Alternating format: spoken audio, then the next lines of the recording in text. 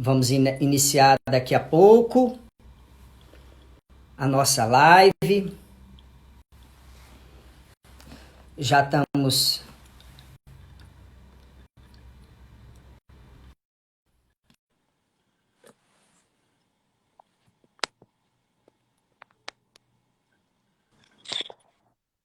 Olá, Matheus. Olá, Vai? Paulo. Como vai? Boa Tudo tarde. bem? Boa Tudo bom? Tudo em tarde, tudo ordem? bem?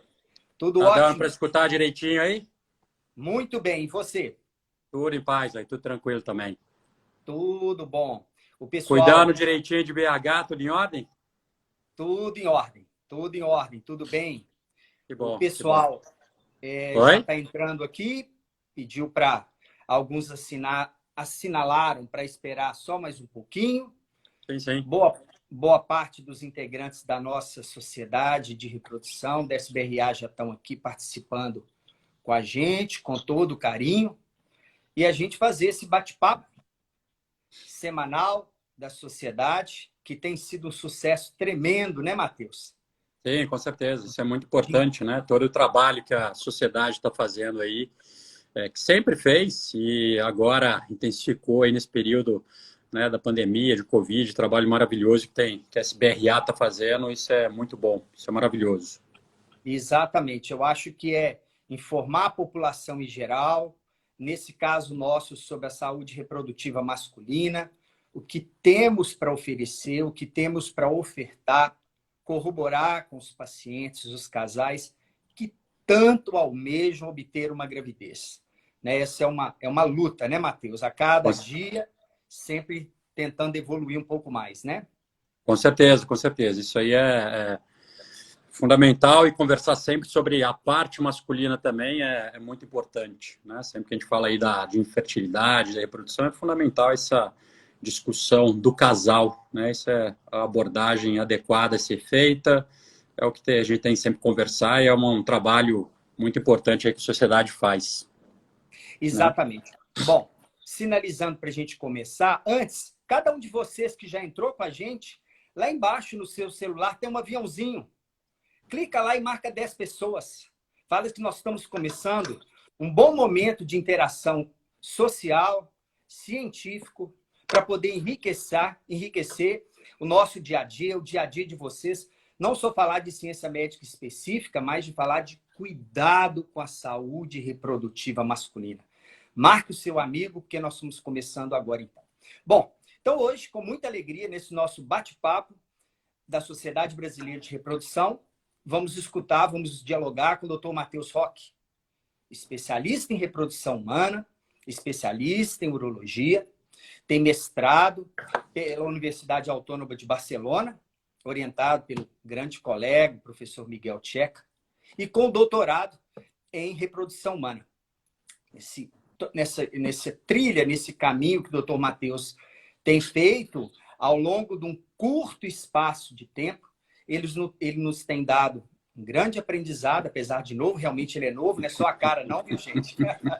40 anos já, Paulo, 40 anos. 40 anos, né? Então, 40. é sempre uma alegria conversar com você nos intervalos dos congressos aqui no Brasil, da nossa sociedade, no mundo lá fora. E o que é peculiar na figura do Dr. Matheus Roque é, apesar da idade, o avanço que ele obteve sobre a análise do critério científico, do critério clínico, e um olhar sempre de preocupar com o outro. Então, isso nos enriquece muito grande, né? Um abraço para a família dele, que é de BH também, como a gente, né? Então, a esposa, suas filhas devem estar também nos assistindo. E, inicialmente, perguntando para você, Matheus, quais são os principais desafios hoje, de maneira geral, para um especialista em reprodução humana viver a infertilidade do homem no seu consultório? Paulo, talvez, obrigado aí pela introdução, né? Realmente, aquilo acabei minha residência e fiz minha especialização em reprodução em 2009, 2010, então desde lá trabalhando só com a reprodução assistida, né? Reprodução humana.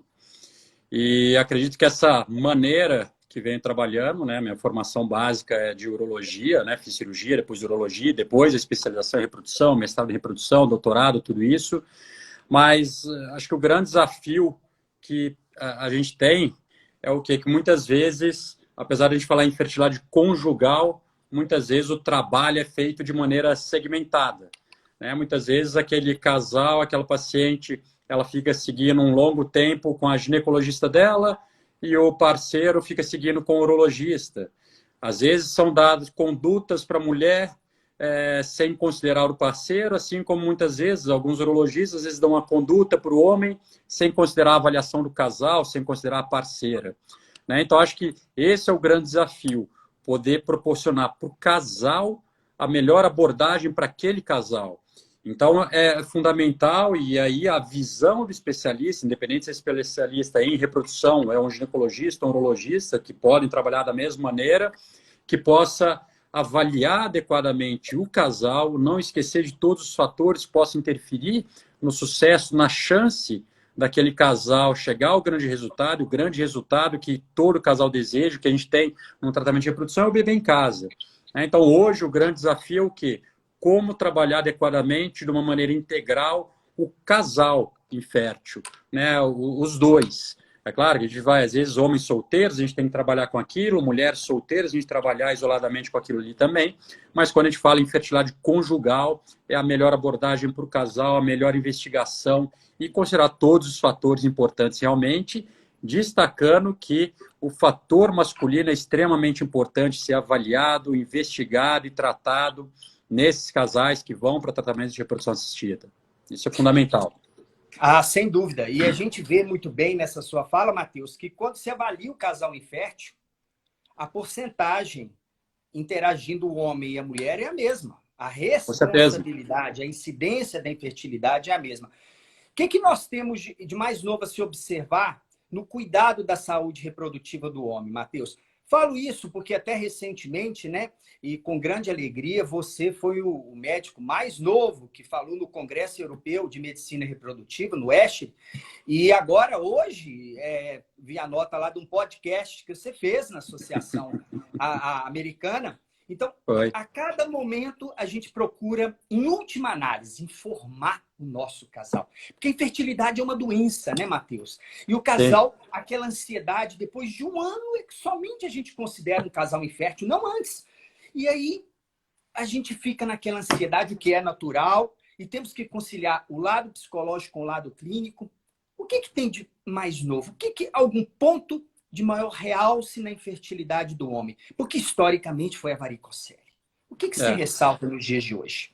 Na verdade, o que é fundamental é que quando a gente pega a história aí da reprodução, talvez um dos grandes avanços, dos maiores avanços da reprodução assistida, foi o desenvolvimento da ICSI, né? A técnica da ICSI, onde é possível fazer fertilização in vitro, cada óvulo, um óvulo da mulher, se injeta um espermatozoide dentro daquele óvulo e teria, né, se busca a fertilização daquele óvulo para formar um embrião, para transferir esse embrião para o útero da mulher. Isso aí surgiu em 1992, 1993. Então, apesar disso ter sido um grande avanço para a reprodução assistida, isso talvez tenha sido um grande tiro para a andrologia, talvez tenha, né, contribuído para matar um pouco da andrologia ou deixar um pouco da infertilidade, da avaliação do homem infértil de lado. Porque a partir do momento que surgiu a ICSI, a gente conseguiu resolver os problemas mais graves masculinos, mesmo homens azospérmicos, aquele homem que não tem nada de espermatozoides ejaculado, que às vezes a gente vai lá no testículo, encontra espermatozoides no testículo desse homem, encontra lá um espermatozoide, 2, 3, é possível a gente fazer uma fertilização. Então, talvez, e isso é o meu ponto de vista, se não tivesse surgido a ICSI, que é interessante que surgiu de um erro, né? A gente se imaginava na época que não podia entrar com uma agulha dentro do óvulo.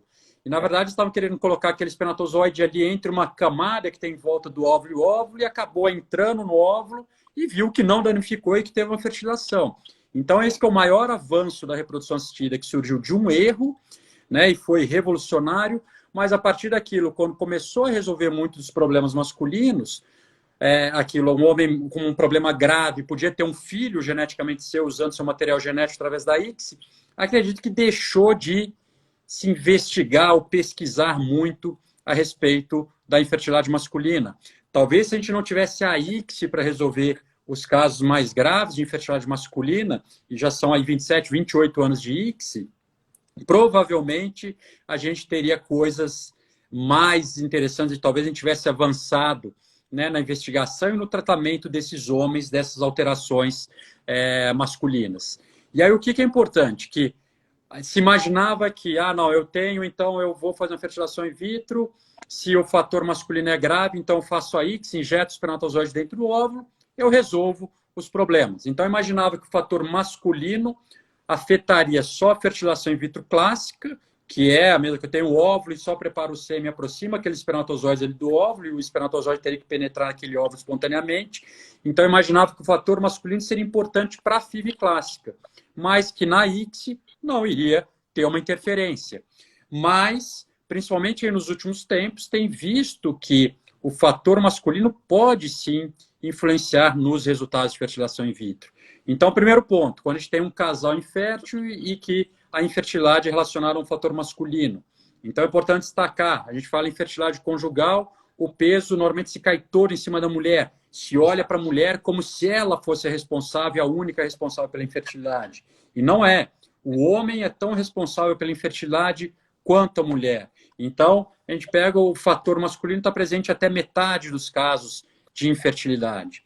Então, se a gente está diante daquele casal, um primeiro ponto é a gente avaliar adequadamente aquele casal, ver se a gente consegue identificar algum fator. 10% dos casais a gente não consegue identificar nenhum fator, a gente fala uma infertilidade sem causa aparente, e identificando um fator, ver se aquele fator é reversível, se dá para corrigir, se dá para melhorar aquele fator. Então, quando a gente pensava na infertilidade masculina, o principal fator, como você falou, que sempre era, né, o maior destaque, é a varicocele, que a varicocele são como se fossem umas varizes, aquelas veias dilatadas que a gente pode ter na perna, e que são essas veias dilatadas ali na região escrotal, as veias que drenam o sangue da região do testículo podem estar dilatadas, e isso é a principal causa de infertilidade.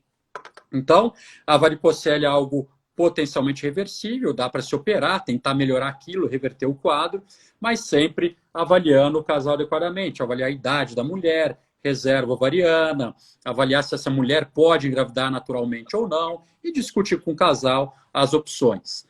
Agora, vamos supor que eu tenha outros fatores importantes, né? Mas eu já tenho aquele casal que algum fator na mulher já me determina que o tratamento para esse casal é uma fertilização in vitro. Então, vamos dizer um quadro, a mulher tem uma laqueadura, as duas tubas obstruídas, então não vou reverter aquilo ali, eu vou partir para uma fertilização in vitro. Tá? Aquilo ali já é uma indicação da fertilização in vitro. Hoje se sabe que fatores masculinos podem interferir no resultado de uma fertilização in vitro. Por melhor a técnica que a gente use, laboratório, vou levar o embrião para o estágio de blastocisto, eu vou biopsiar esse embrião, eu vou selecionar o embrião cromossomicamente normal.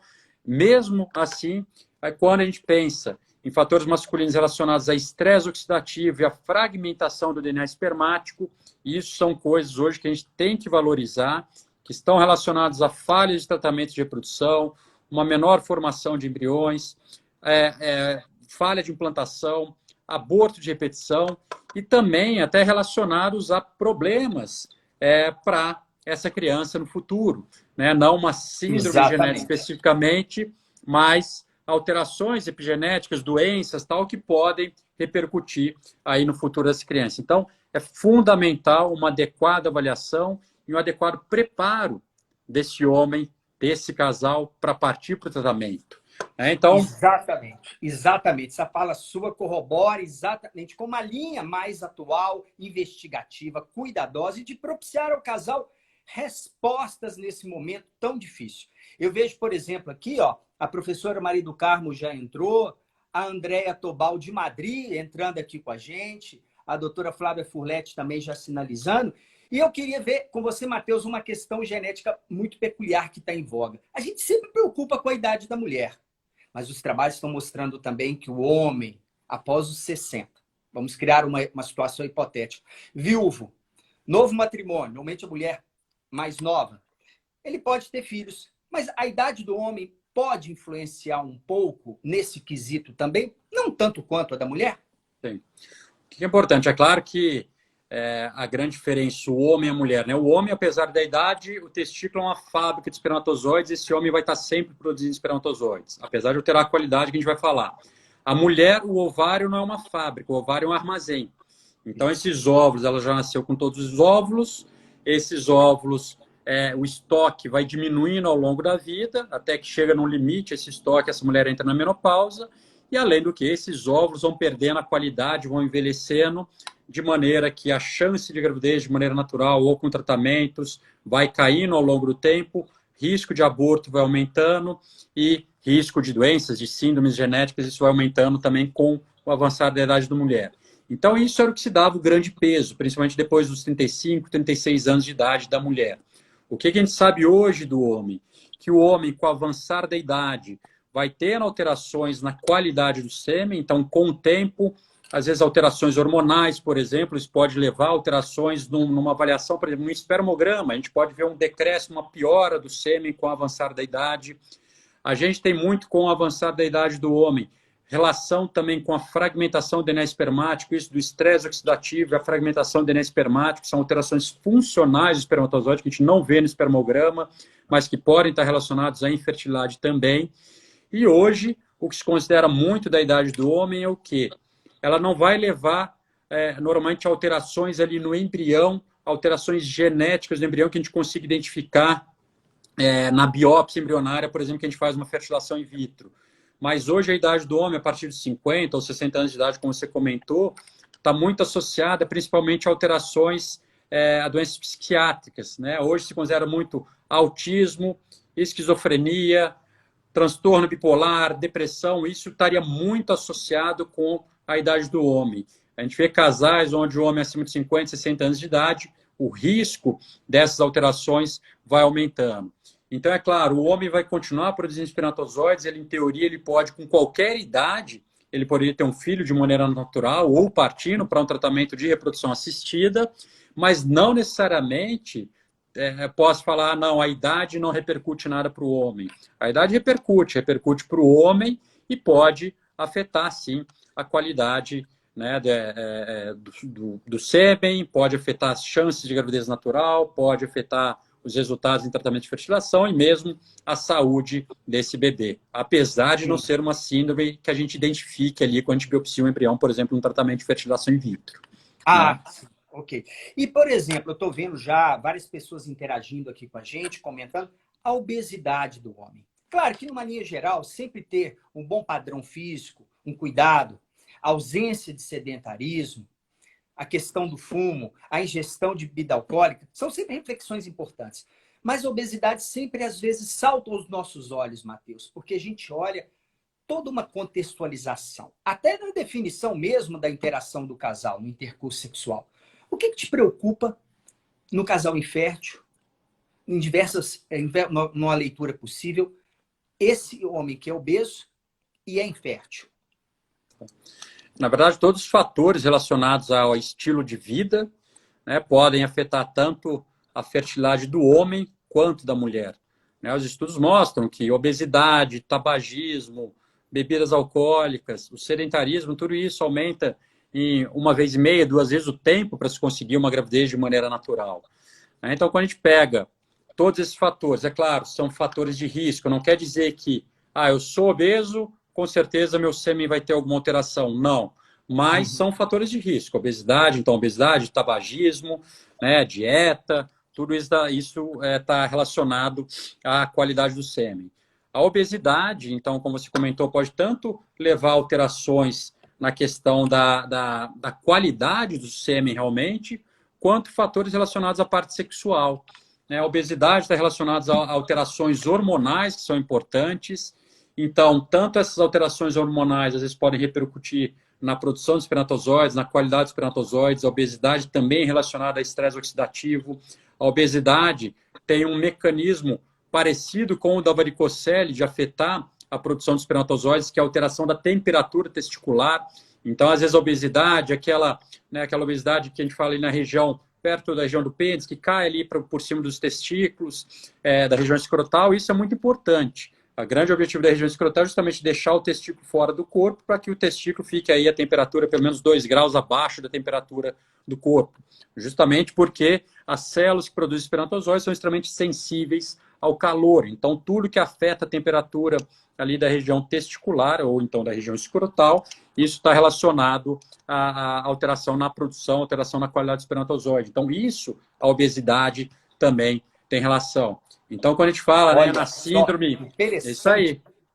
Quando a gente fala na síndrome metabólica, né, se pegar obesidade, hipertensão, diabetes, são todos os fatores. A infertilidade pode ser considerada como uma doença sistêmica, né? Então, às vezes, doenças sistêmicas ou, às vezes, a infertilidade nos dá sinais de doenças sistêmicas, né? Então, isso é importante. Além do outro ponto que a gente falou também, que, às vezes, tem casais que têm uma dificuldade de gravidez, mas não porque o sêmen está alterado ou porque a mulher tem algum fator tal. Às vezes, essas alterações podem ser por causa de uma baixa frequência sexual.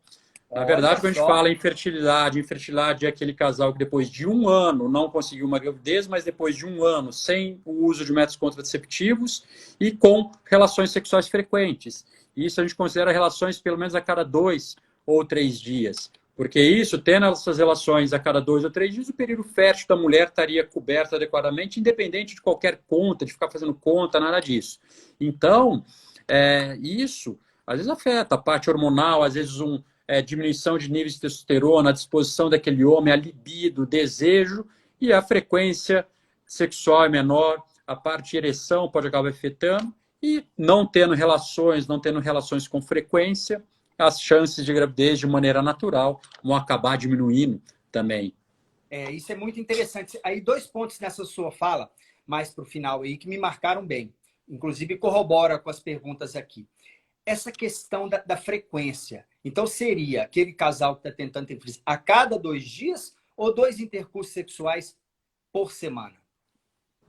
Depende. Às vezes a gente fala 2 intercursos por semana, mas ele tem ali 2 dias seguidos, que não necessariamente vai repercutir. Então, o ideal é que tenha pelo menos isso a cada 2 ou 3 dias, porque Perfeito. se a gente pensar, quando a mulher ovula, o óvulo dela, teoricamente, ele sobreviveria, ou seria possível de fertilizar ali 24 horas normalmente. Mais do que isso, é como se tivesse perdido aquele óvulo. Só que o sêmen, os espermatozoides, depois eles penetram no útero, vai lá para a tuba uterina e eles podem ficar lá em repouso e sobrevivem. Às vezes até por 5 dias, até 7 dias tal. Então a relação sexual não tem que ser exatamente no dia que a mulher está ovulando. Aquele homem, aquele casal, se tiver tido uma relação, às vezes 5 dias antes que essa mulher ovulou, às vezes aquele sêmen é adequado. Então a gente considera, não, a mulher, não sei exatamente quando essa mulher vai ovular. Então, se eu tiver relações sexuais com frequência, eu sei que esse período aqui vai estar coberto, o período fértil da mulher vai estar coberto. E lembrando que o período fértil não é exatamente o dia que a mulher ovula, mas é esse período aqui, normalmente de 5 dias antes da ovulação até a ovulação dela. Então, esse é o período fértil, por isso que é adequada a questão da frequência das relações. E é importante destacar, a gente fala isso, a relação a cada 2 ou 3 dias, mas não quer dizer que o casal tem que evitar relações sexuais. O casal pode ter relação todo dia, o sêmen sendo de qualidade, isso não vai diminuir a qualidade do sêmen, não vai diminuir as chances de gravidez natural. Quanto maior a exposição, ou seja, quanto maior a frequência de relações, maior a chance desse casal ter uma gravidez de maneira natural, de maneira espontânea. E aí, o que é importante, muitas vezes as pessoas perguntam, mas doutor, tem 2 anos, tem 3 anos que eu estou tentando engravidar, o que eu preciso fazer para ter o diagnóstico de infertilidade? O diagnóstico de infertilidade é simplesmente temporal. O diagnóstico não é por nenhum exame. Um casal que passou 1 ano tentando engravidar de maneira natural, que não conseguiu engravidar, isso é infertilidade. E esse casal não pode perder tempo. Esse casal tem que passar por avaliação com um especialista. Então, não adianta ficar 1 ano, 2 anos, 3 anos no consultório com ginecologista, 1 ano, 2 anos, 3 anos no consultório com urologista. Não adianta. Está perdendo tempo. Não vai ter mais coisa a ser feito ali no consultório sem que seja especialista especificamente. Então, tem que passar com um especialista para ter essa abordagem mais nos detalhes, tanto nos fatores masculinos quanto nos fatores femininos, para poder investigar e dar a abordagem mais adequada para aquele casal. Sim, sim. E como dissociar, separar ou agregar? Quando o homem pondera e fala assim, isso a gente escuta muito no dia a dia, Matheus. Olha, nós temos já, após 1 ano, definido, doutor Paulo, que somos um casal infértil. Mas eu estou vendo que depois do diagnóstico, eu tenho uma adequada inadequação, eu estou com uma inadequação sexual, eu estou impotente. Há uma relação ou é dissociação? infertilidade e impotência, né? Quantos indivíduos fazem vasectomia e falam assim, agora com a vasectomia parece que eu fiquei impotente. É isso aí, isso aí. Esse é um grande tabu que existe, um grande mito, né? Que, na verdade, a gente tem que trabalhar contra isso, porque às vezes esse às vezes até um sentimento do homem, um preconceito ali que tem que falar, sou infértil, quer dizer que que isso afeta a masculinidade do homem. E não. A infertilidade, como qualquer outra doença, eu tenho pressão alta, eu tenho diabetes, eu tenho um problema no rim, um problema na cabeça, eu posso ter uma alteração no sêmen também, eu posso ter infertilidade. E isso não está relacionado à potência sexual, né? Mesmo porque, se a gente for comparar, os homens hoje já usam lá anabolizante, testosterona, é uma máquina potente e tem grande chance de ser infértil, porque tem uma grande chance de ter uma alteração importante no sêmen dele. Então, às vezes o homem tem níveis fantásticos, excepcionais de testosterona, às vezes aquele é um homem que aquilo ali pode estar afetando a fertilidade dele. Então, esse é um primeiro ponto que tem que ser trabalhado para se acabar com esse preconceito. O homem não achar que, não, eu não posso investigar. Muitas vezes o casal vem, a gente tem lá diversos exames para a mulher e o homem não quer fazer um espermograma. Às vezes o homem foge de realizar um espermograma, não faz o espermograma, tem medo de fazer um espermograma por descobrir que tem algum problema e falar, poxa, o problema da infertilidade agora está recaindo sobre mim. Sempre falava que o problema era da mulher e agora o problema é comigo. Então isso é muito importante. O que às vezes acontece é que depois de um diagnóstico, tem uma alteração no sêmen, às vezes isso acaba levando alterações, afetando emocionalmente esse casal, esse homem psicologicamente, e isso acaba repercutindo na questão da potência dele, da ereção, ele ficou aquilo na cabeça, né? Então isso é muito importante, quando falando o estigma aí do espermograma, isso, o lado psicológico da infertilidade, isso é muito importante, né? Esse estigma tem que acabar, o homem tem que ser avaliado adequadamente. A avaliação inicial é com o espermograma, é aquilo ali que vai nos direcionar quais os caminhos que nós vamos seguir, né? A quantidade de espermatozoides, a qualidade, a motilidade, a morfologia, tudo isso que a gente tem que investigar direitinho para traçar qual que é o melhor tratamento aqui para ele homem. Mas tem que ter essa dissociação. Infertilidade e masculinidade, ou infertilidade e impotência, são coisas separadas. A não ser em situações específicas, quando o problema está relacionado à questão hormonal. Às vezes tem homens que a gente fala que tem um hipogonadismo hipogonadotrópico, ou que ele tem uma produção muito baixa de testosterona. Isso poderia afetar tanto a produção de espermatozoides, quanto afetar também essa questão do libido, desejo, ereção, tudo isso. Então tem um tratamento específico para isso. Então seria uma causa, é algo mais raro, uma frequência mais baixa. Mas todos os outros fatores normalmente relacionados a ter alteração no sêmen, isso não quer dizer que tenha uma relação, que tenha um fator afetando a potência sexual.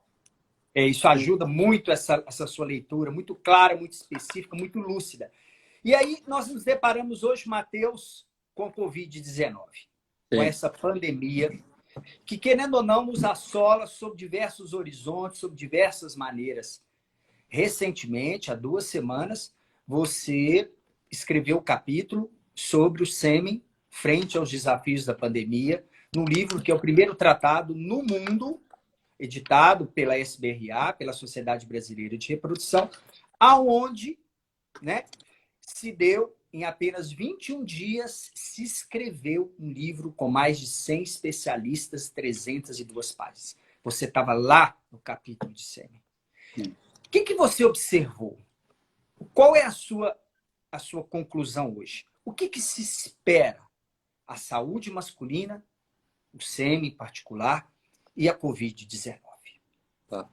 Então, primeiro ponto, Paulo, você comentou aí do compêndio que foi de Covid-19 e reprodução humana. Então, dá os parabéns aí para o Lister, que é editor do livro, a SBRA, então os coeditores, doutora Ritome, doutora Maria do Carmo e você, né, doutor Paulo Tyson, que participaram ali como editores em um tempo recorde aí e com a união de diversos especialistas do Brasil, foi feito esse livro, esse compêndio aí do Covid e como que isso afetaria aí a parte de reprodução. Então, o que é importante? É tudo, hoje, provavelmente, se a gente for olhar para alguns dos capítulos do livro que foram aqui publicado há 2 semanas, 1 mês atrás, provavelmente hoje a gente veja que tem informações, já mais informações mais novas. Tudo do Covid-19 é algo muito novo. e está sendo algo muito dinâmico. Novas informações estão surgindo, então a gente não tem um exemplo. Hoje, a gente não sabe exatamente uma mulher que engravidou e que teve a doença no início da gravidez, no primeiro trimestre da gravidez, esses bebês não nasceram ainda. A gente não sabe qual é essa repercussão, por exemplo, de uma doença no primeiro trimestre para uma gravidez. A gente não tem essa informação. Se a gente pensar que o problema começou em dezembro, se uma mulher engravidou ali em dezembro, a gente teria essa informação só agora no segundo semestre. Né? Então, são diversas coisas que a gente ainda não sabe. É claro que a gente pega algo das epidemias anteriores, aí da família do coronavírus, para tentar ter algumas informações.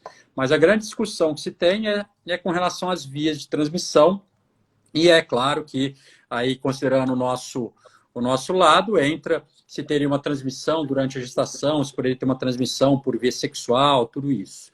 Então, o que é que se sabe hoje? Na verdade, o testículo do homem tem alguns receptores, que a gente fala das células da enzima conversora da angiotensina, que esse é o principal maneira do vírus, do coronavírus, né, causar o efeito dela no nosso corpo. Ela se liga, a proteína do vírus se liga a esses receptores, e aí ela poderia causar um dano ali naquela região. Então, isso tem principalmente no pulmão, e era o principal que se afetava aí com relação ao Covid-19, mas tem outras regiões também. Então, tinha essa teoria de que poderia afetar, ou poderia levar aí alguma repercussão para a fertilidade do homem, né, para a saúde reprodutiva desse homem.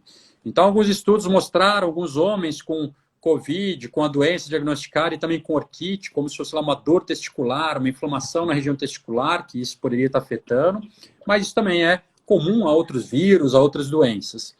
O fato dele ter uma repercussão, por exemplo, uma infecção na região testicular ou dor, alguma coisa, isso não quer dizer que necessariamente vai afetar a fertilidade dele. Então, hoje, nós ainda não sabemos se Covid-19 afeta a fertilidade do homem, se pode afetar a qualidade do sêmen e se teria uma repercussão a longo prazo ou não. Nós não temos essa informação. O que nós tivemos, aí vinha outra preocupação. Será que esse vírus pode ser identificado no sêmen? E se ele é identificado no sêmen, será que isso aí poderia ser transmitido por via sexual? Então, na verdade, até hoje nós temos foram 3 estudos que foram publicados, somando o total aí de 80 pacientes, 80 homens mais ou menos com esses 3 estudos, todos os estudos aí chineses. Os 2 primeiros estudos mostravam que os homens afetados com Covid-19 não tinha sido identificado o vírus no sêmen desses homens. O último estudo que saiu, também chinês, com mais de 30 homens, foi o primeiro que identificou que poderia ter, ou que tem a presença do vírus no sêmen de alguns desses pacientes. Qual que é a grande questão? O fato de identificar o vírus no sêmen não significa que exista a transmissão do vírus, por exemplo, numa relação sexual, ou que esse vírus iria trazer alguma repercussão para o bebê ou não. Então, a gente está ainda muito no início. É claro que esse último trabalho que identificou o vírus no sêmen acende uma luz de alerta para que novas pesquisas, novos trabalhos sejam importantes, ser avaliado para saber. A gente não sabe quanto desse vírus está ali presente. Já identificou, mas será que era numa quantidade suficiente para haver uma transmissão? Não sabe. Esse estudo não foi possível se dizer. Será que esse homem teve um problema se tem ali no sêmen, quanto tempo depois que isso aí poderia estar presente? Isso não sabe também. Tá? Então, hoje, até o momento, né, a gente falar aí dia 29 de maio, teoricamente, a gente não tem tem uma repercussão, tem que está contraindicado tentar engravidar nesse momento, porque pode ter uma transmissão por via sexual. Não, a gente não tem essa informação ainda no momento. Então, é claro que é uma grande preocupação de todas as pessoas, todas as tentantes, os tentantes também, nesse período aí de Covid-19. E aí vem aquela dúvida, mas então por que as sociedades, por que no mundo inteiro falou para parar os tratamentos de reprodução? Por que você não tem essa nada identificado que a doença poderia repercutir ou no sêmen ou no óvulo? a questão estava relacionada muito à mobilidade, né, Paulo? Para a gente tentar diminuir a mobilidade, tentar diminuir a exposição. É isso aí. Não é nem a mobilidade dos gametas, é a É isso nossa aí, é isso aí, né? é isso aí. A tentar diminuir que essa pessoa esteja se movimentando em locais, clínicos, hospitais, tudo isso, diminuir essa exposição ao vírus, né, para que diminuir a chance dessas pessoas ficarem doentes, ou se ela ficar doente, está levando para outros locais. Tal. Então, era tanto pensando na segurança dos casais, das pessoas que trabalham, tudo isso. Mas agora já está havendo uma retomada aí de maneira segura, individualizando, vendo quais são os casais, quais os pacientes que podem iniciar um tratamento. Né? Então, ó, a gente está talvez voltando a um novo normal e talvez em breve a gente já possa, né, realizar os tratamentos. Mas aquelas dúvidas que eu falei que existem, principalmente de transmissão, problemas no primeiro trimestre, tudo isso, nos diz que hoje, por enquanto, está recomendado ainda nos tratamentos evitar uma transferência embrionária. Essa recomendação continua. Né? Mesmo por causa dessas incertezas que se tem a respeito do efeito na gravidez e também de possíveis complicações da própria gravidez ali no primeiro trimestre, que é um período ali mais crítico, né? Será que vou ter um sangramento, um aborto, eu tenho que ir para o hospital, então estou me expondo ao risco ali. E além do que qualquer doença, qualquer problema de saúde que se tenha durante a gravidez, mesmo que aquela doença não ataque o bebê diretamente, que não causa problema diretamente para o bebê, mas atacando a saúde da mãe, acaba repercutindo na evolução da gravidez. Então, essa aí, o que é a importância de tudo isso. Há um ganho enorme nessa sua fala. Porque o que a gente nota há um mês atrás eram casais evitando, melhor dizendo, a busca de uma gravidez em casa ou através de tratamentos. Eu acho que essa sua fala é sublime, porque desmistifica. É o momento agora de tentar observar, ver cuidado, fazer um diagnóstico adequado, fazer as consultas e se investigar. Então, efetivamente, já podemos, então, na sua fala, Matheus, retomar. Então, sair da clausura e dizer ao casal, estamos aqui para poder te ajudar. Estamos aqui para poder dar novo horizonte para você, um norte. Então, eu acho que essa sua mensagem ela é extremamente esclarecedora, porque abre as portas. É o momento das pessoas retomarem. Né? Esse é um ganho muito grande com relação a isso. Nesse processo, Matheus, da sua formação própria, como um grande especialista em reprodução humana, você transitou muito bem. Belo Horizonte, São Paulo, Rio, a Espanha. Houve um determinado momento, inclusive, aí, nós nos preocupamos, né, porque a gente quer conhecer o nosso sócio, você é sócio da nossa sociedade, e a nossa presidente, a doutora Ritome, brinca comigo e fala assim, mas você conhece os sócios mesmo, hein? Fala assim, sim. A gente olha. Então, hoje, eu como vice-presidente, mais do que nunca, eu tenho aquele olhar. E houve um determinado momento que você foi para a Índia e começou a visitar alguns países, a estudar, a ver, a trabalhar, a experiência da Espanha. Matheus, sob o aspecto científico, sob o aspecto clínico, como é que está o Brasil em relação a todos esses horizontes que você transitou? E eu tenho certeza que você teve a oportunidade de ficar lá. Mas não ficou. Sim. Fora o lado familiar. Claro, Sim. pesa muito. Belo Horizonte é um amor, né, Matheus? Aí, o que você poderia dizer? Como nós, brasileiros, estamos na sua perspectiva científica e clínica? Paulo, a reprodução assistida do Brasil não deixa nada a desejar para a reprodução assistida de qualquer outro país do mundo. Né? Hoje, as boas clínicas, os bons laboratórios, os bons especialistas do Brasil, eles se equiparam a especialistas do mundo inteiro. Então, esse é o exemplo. Você falou, eu de 3 anos para cá, mais ou menos, comecei a viajar muito, visitando, com consultoria, visitando clínicas, aulas, palestras, China, Índia, foi toda a Ásia, Oriente Médio, Europa, aqui América do Sul, América Central. Então, isso mostra, se estão levando um brasileiro para falar na Ásia ou na Europa, Oriente Médio, por quê? Porque a medicina reprodutiva do Brasil é muito boa. Né? Então, se a gente está indo para outros locais para falar o que é feito aqui, a experiência aqui, como que a gente está tratando os pacientes, é porque a nossa medicina é muito boa. Teve a oportunidade, quase mudei. Teve 2 possibilidades de mudar para a Espanha e depois também para Abu Dhabi, uma clínica muito boa lá. Mas realmente o Brasil é muito difícil deixar o Brasil, né? A gente ama o Brasil e acredito que a relação que nós temos aqui com os pacientes aqui, isso é demais. A gente não vê essa relação, talvez isso falte nos outros lugares do mundo, a relação do médico com o paciente, essa proximidade que é tão importante quando a gente fala no tratamento de reprodução da infertilidade, né? Muitas vezes os pacientes, muitas vezes é um caminho muito solitário desse casal, dessa paciente, desse paciente, eles ficam, não é uma coisa que a gente fala abertamente sobre a infertilidade. Então, às vezes, o médico, a equipe ali, toda a equipe do tratamento, às vezes esse é o suporte que o paciente tem.